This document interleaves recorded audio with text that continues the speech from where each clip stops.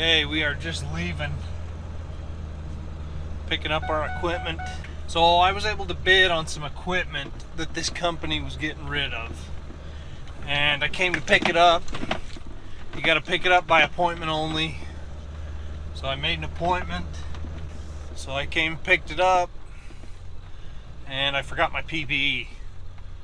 So luckily ran into a guy that works for CAT.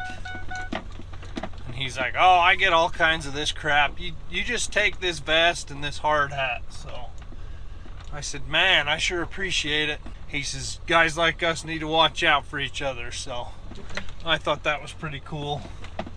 It's kind of nice when us blue collar guys can stick together. So anyway, I got it all picked up. You can see there's all kinds of crap here. All kinds of stuff. This warehouse. So now we're gonna make the journey home.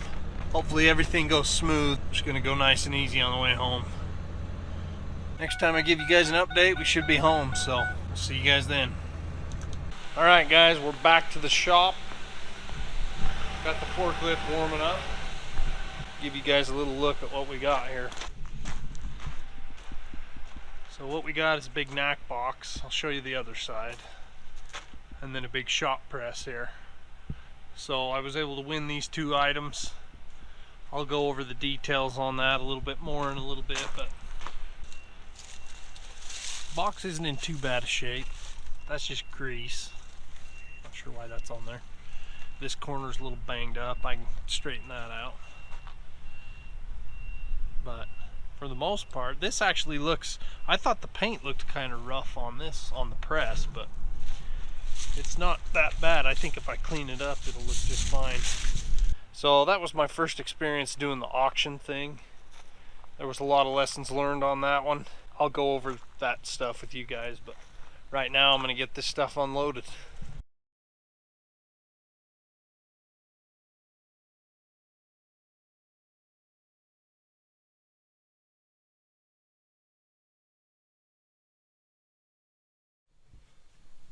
Alright guys, so here's what we got. This is an Edwards 40-ton shop press. It doesn't have the ram on it, so it's just the frame. But I did get this off the auction. I paid 900 bucks for it. I still think that's a really good deal considering a new one. If you were to buy this press brand new, it's gonna cost you about 80, I think it's 8,700 bucks. I think I still did pretty good, but we are gonna have to do some work on it to get it in operating condition. It looks to me like they've hardly ever even used it because these are extremely straight, top and bottom. There is some wear here. The paint's a little wore out, but I'm wondering if they didn't just buy the press and steal the ram off of it for something else. I don't know. Kind of strange. The paint is in a little better condition than I thought it was. When I saw it in the picture, I was just planning on sandblasting the whole thing and having it repainted gray just to make it look nice. And I still may do that. I don't know. We'll see. We'll see what it looks like after I clean it up. I think it's going to be a good addition to the shop. We're going to get a ram for it. I've got this pump over here that I can use to power it until I find something else. I'm always looking for this kind of stuff. If I find another hydraulic pump unit like this, I'll buy it, set it up for that machine, and just leave it over there probably. But these are pretty tough to find. So anyway, I'm pretty happy with it. It was a little more than I was planning on spending, but I think I still got a good deal. And I think even once I buy the ram, I'm still going to be way less than what it would be to buy this brand new. So I've been looking, and you can buy some cheap no-namer hydraulic cylinders for anywhere from 1,500 bucks clear up to, if you buy the Edwards brand, it's 2,700 bucks. So I'll be into it probably half the price of a brand new one, and the hydraulic cylinder will be brand new. So I don't know, we'll see. I think it's going to be a fun project. I like taking stuff like this, cleaning it up, and making it operational again. So it's in good shape. Nothing looks damaged. The chains are still here so that you can move the bed up and down. So it's even got the plate with the serial number and the date on it, 2014. Okay, so that's the press. Now let's walk over here and take a look at this. So this knack box, I'm not sure what they were. That's some TIG rod right there. Concrete nails, duplex nails. So when I saw it in the picture, I actually didn't see this stuff in person. I haven't unloaded anything out of this yet. There was 4 or 5 pictures online. I went through the pictures and checked out what was in here, and from what I could see, I thought, okay, if I can get that for a decent price, you know, worst case scenario, I'll sell a bunch of it on eBay or whatever, and I'll be able to get my money back. I was trying not to go over $1,000 on this, but there's always guys on there that get pretty feisty, I think, and run the bids up. I had been watching the auction for a good part of the day, and that was pretty typical. So I had a guy that was competing against me. And one other thing I would say, I think if you're a competitive type person, auctions can be a little risky because you get that temptation to win. And so even though you tell yourself, I'm only going to spend $1,000, you don't want to lose, and so you keep hitting the button. I think that's what happened to me. So I ended up spending $1,300 for this. But once we go through all the tools and I show you guys what's in here, there is well over, if I was to guess, I'm guessing there's close to $10,000 worth of tools in this. And we'll pull all the stuff out, we'll lay it out on the table, and we'll give you guys a look. So I think that's what we're going to do now. We're going to go ahead and we'll just start unloading all this stuff, laying it out on the table so we can see what we got. And I'm going to decide what I want to keep and what I want to sell, and we'll go from there.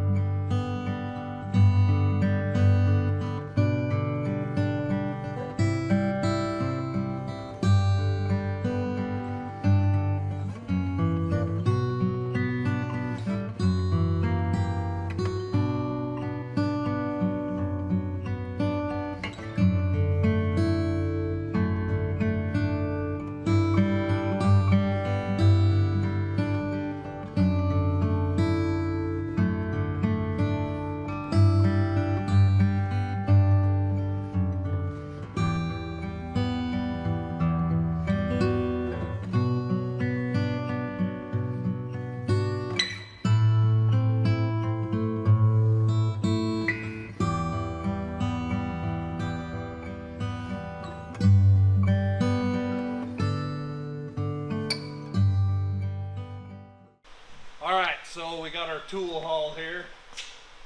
So we'll just go over everything that we got. I'm a little surprised actually. There's more here than I thought there was. So let's just start over here. So these are CM 3-ton beam clamps. You clamp these on beam and then you can rig stuff on that. It's pretty handy. They're pretty handy if you're doing a lot of industrial work and iron work and stuff like that. And then we got some 2-ton trolleys. These come in handy. If my hoist ever goes down, I can throw this trolley up on that beam and then put a manual chain fall on it and use that until I get my electric hoist up and running again. So there's 2 of those, and the only problem I'm having now is deciding what I should keep and what I should sell. I really don't know how many beam clamps I'm really going to need. I would like to keep 1 or 2 because there are certain situations where when you're working on stuff in a steel building, it does come in handy to be able to throw a beam clamp up on your trusses, up on those beams, and be able to rig something up. So I don't know, I'm going to have to think about it. I honestly doubt I'm going to need 2 trolleys, so I might sell one of those. Okay, so moving on. We've got 1, 2, 3 3/4 ton coughing chain come-alongs. And these are awesome. So I got 3 of the 3/4 ton, and then we've got 1, 2, 3, 4, 5 of the 1.5 ton. I'm planning on selling these 2 older ones. These are both, this is a CM and this is a coughing, and they are both 1.5 ton. Then we got 4 Sumner pipe stands. These pipe stands are pretty expensive. They're $250, I think, a piece. So that's going to come in handy because I got to be able to stock that welding trailer when I build it, and I was going to have to buy more pipe stands. So I'll either keep these ones in the shop and use those other ones. The thing I like about those other ones is they fold up, and so I was going to build some sort of a rack where I could fold those up and put them in the rack. So I may keep these for the shop and use those on the trailer, but we'll see. This right here I'm super excited about.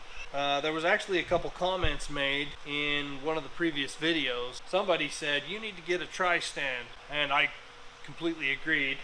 I did a lot of work on a stand just like this at my previous job fitting pipe, so it's nice to have one now. So this is definitely going to be one that I'm going to keep, and I'll be able to utilize that in the shop.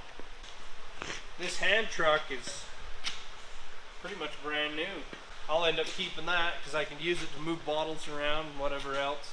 So got 1, 2, 3, 4, 5 2-ton chain falls, and 1 1-ton.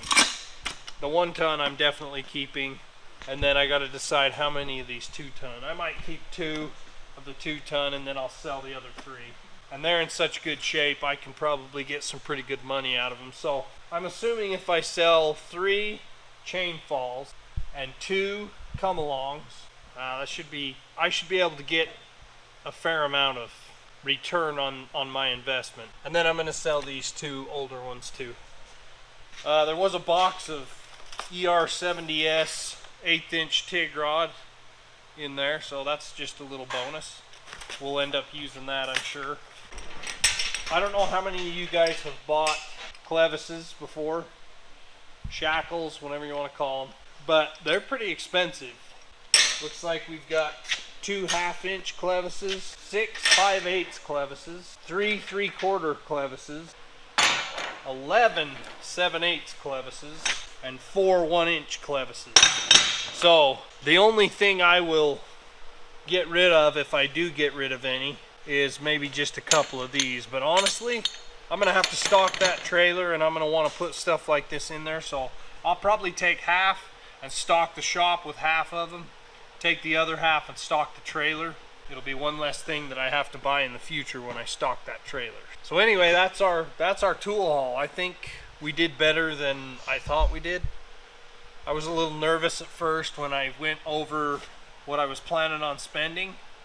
A couple things I would mention: if you guys take part in any of these auctions, it's a good idea to make sure that you read all the fine print beforehand. Before the auction, I read the paper, the email that came out, and it said that there was going to be a 18% buyer's fee that goes to the auction company. So I was ready for that.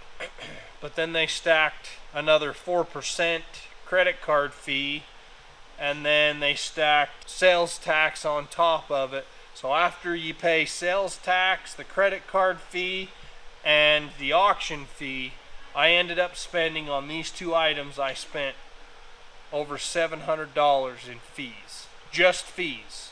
So I was a little bummed out about that. Luckily, I think this was one of those items where there wasn't a whole lot of people that really knew what was in the box, and just from what I could see in the pictures, I thought it would be a pretty good investment, and that it would be an opportunity for me to maybe make a little money back off of it and still get the tools that I need. So I'm pretty excited. I think we did good. I've been watching for come-alongs and chain falls for quite a while, and these coughing ones don't come on very often, and when they do come on, usually they're pretty expensive. So yeah, we're gonna go through clean it all up. We're gonna separate what we want to keep and what we want to sell, and then I'm gonna start putting that stuff on there and see if I can get it sold. I'm gonna keep you guys posted on the press and what's gonna be involved in that. There will be more information on that in upcoming videos. I gotta decide if I want to repaint it or what I want to do there. So that's pretty much gonna wrap this one up.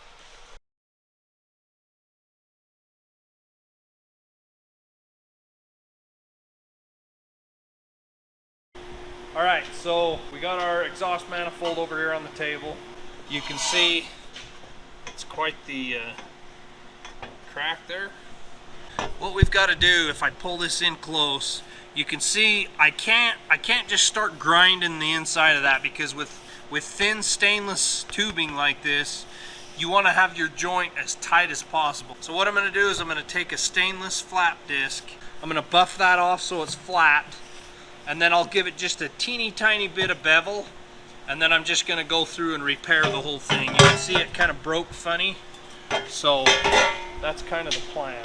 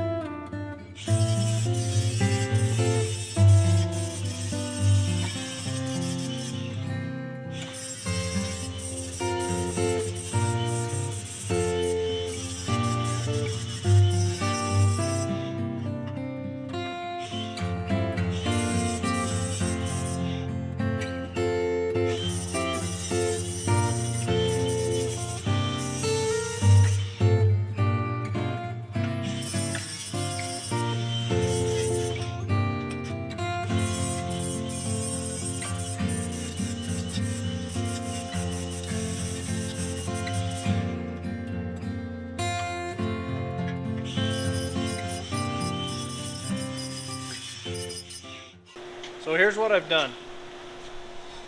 I took and cleaned off all the old weld on this, on the outside that was protruding out past the base material.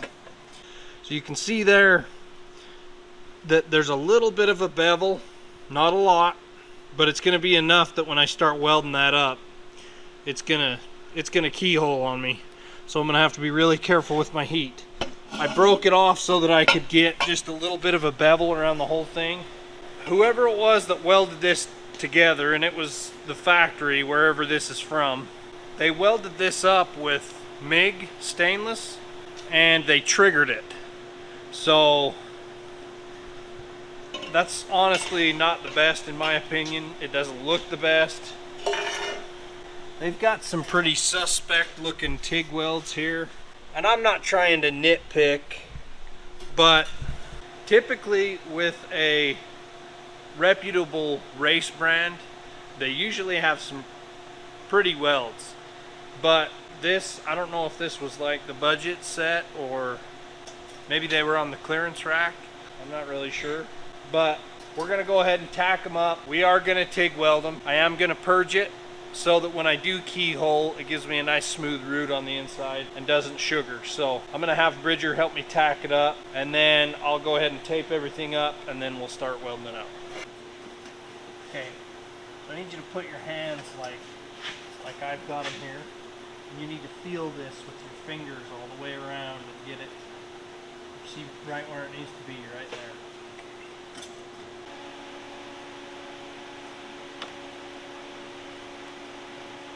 Ready? Yeah. Hold it tight.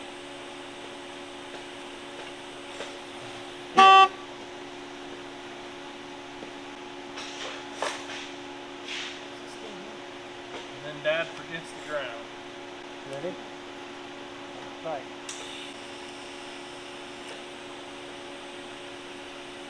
Okay, now this is tricky. You gotta roll it without breaking it.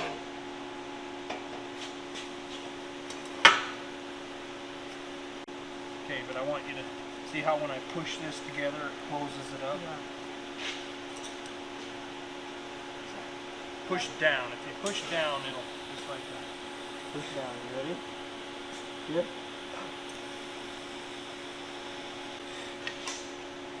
And now if I get 2 more tacks on, just hold it up like that.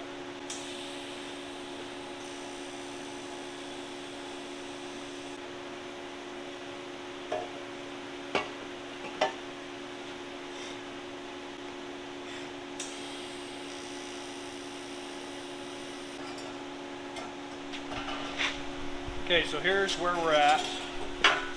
We got our tacks on there, a couple of little small tacks. Okay, joint looks good. Bridger did a good job.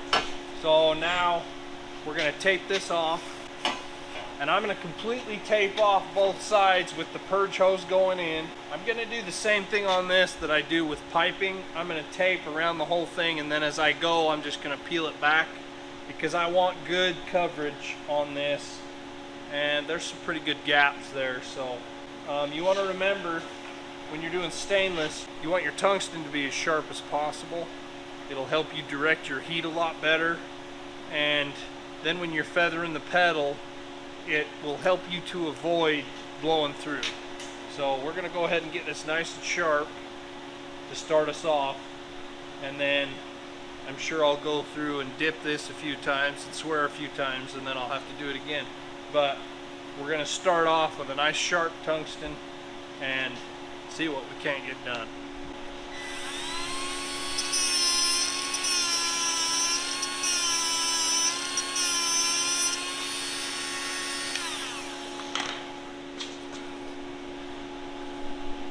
Hopefully you can see that it's nice and sharp.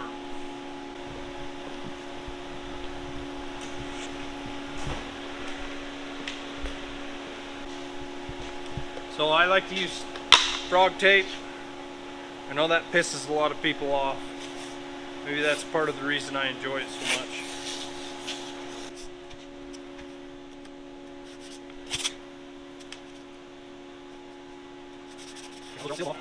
I gotta set my purge hose up.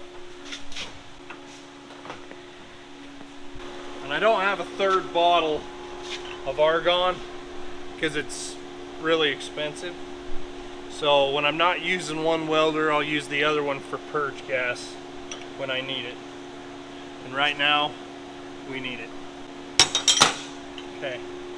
And this is still set on 5 psi from when we were purging pipe. So we're just gonna leave that there. Now we're gonna run it in here. Start taping it off.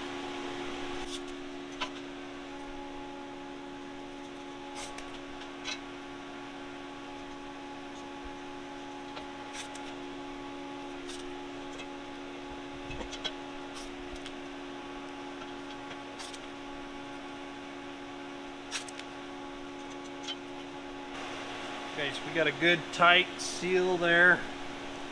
That's plugged and this is plugged, so we'll be good there. I am gonna run this piece of tape on here. Try to seal it off the best I can. This frog tape does a really good job of sealing the air off. It's one of the reasons I like to use it. Okay, so I'm probably gonna have Bridger hold it up like this, and then I'll weld this first quarter, and then I'll roll it, weld the next one. We're using 16th inch 316 stainless TIG rod. Here goes nothing.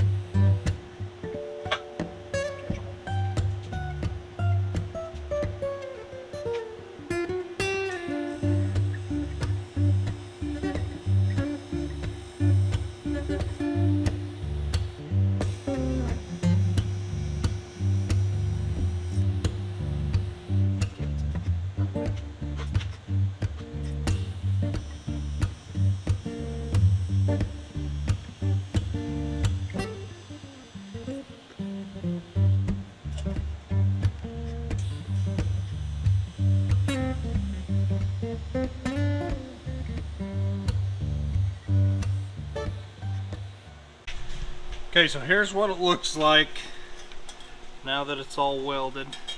It's not going to be a nice straight pretty line because that's not what the brake looked like. As you can see, we got it all welded out all the way around. So now what I'm going to do is I'm going to polish it up. I'm going to let it cool for just a minute, knock all the gray off. I'll probably take a little Scotch-Brite pad on my die grinder and just clean that up.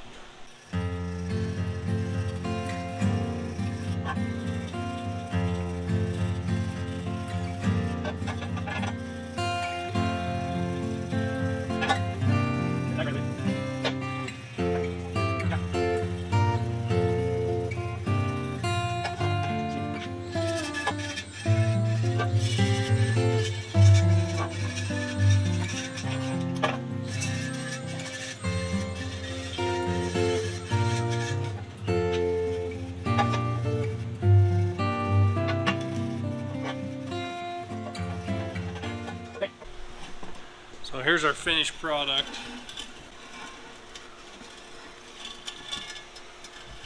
We got it all polished up. It's not perfect, but for a repair weld it turned out pretty decent, I think. It's gonna hold, everything's sealed up, I've inspected it, and it all looks good. So now all that's left to do is throw it back on the motor.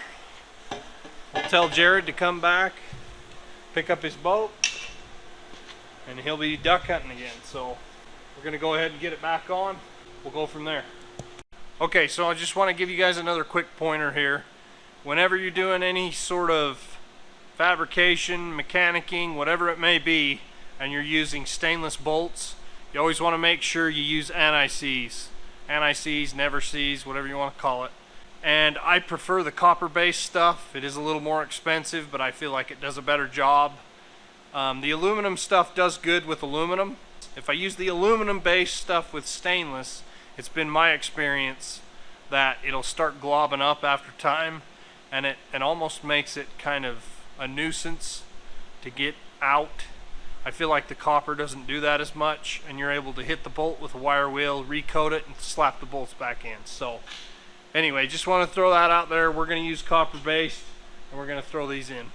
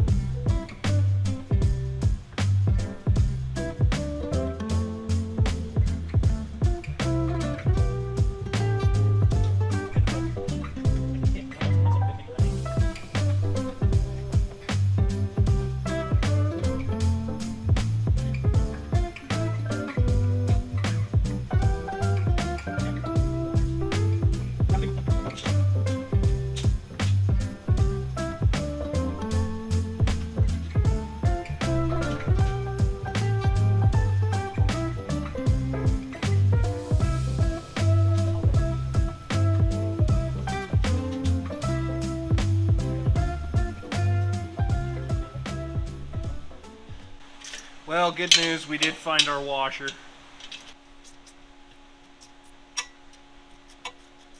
Just gonna snug them up first, and then we'll go back and give them another jolt of energy.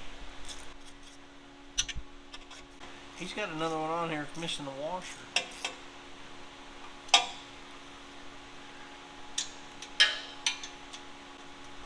Go grab another 5/16 washer.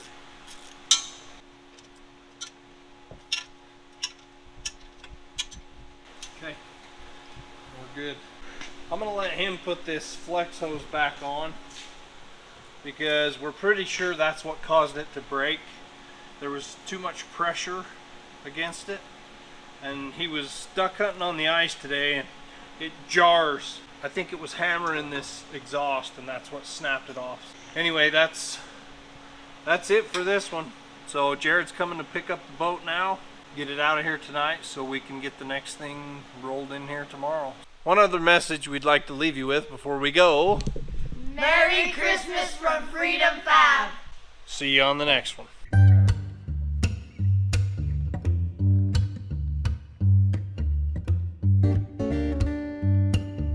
So I was trying there are certain situations where, you know, when you're working on stuff, or just let him go. He's fine. Doesn't matter. He could be in the camera. I did a lot of work like this.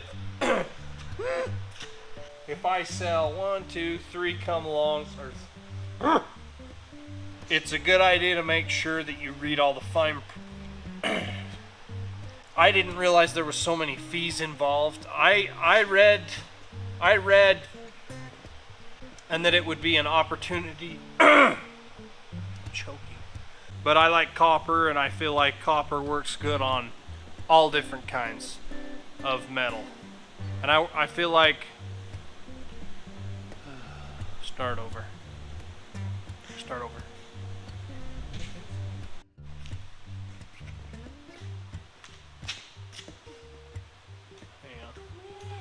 All right, guys.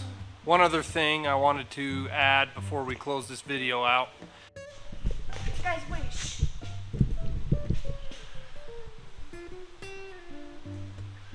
Where'd that come from? What the hell you doing? I can't find my phone, and I took it out. We'll worry about that later. Get over here. So we appreciate you guys watching. We hope you guys have a safe and happy and Merry Christmas holiday. I don't like that. Hey, ready? Get ready. So we appreciate you guys watching. We hope you guys have a Merry Christmas and Happy New Year. And Merry Christmas, you meathead! Gosh, watch the camera. He was whining. I was trying to stop. One other happy message we'd like to leave you. One other message we'd like to leave you with.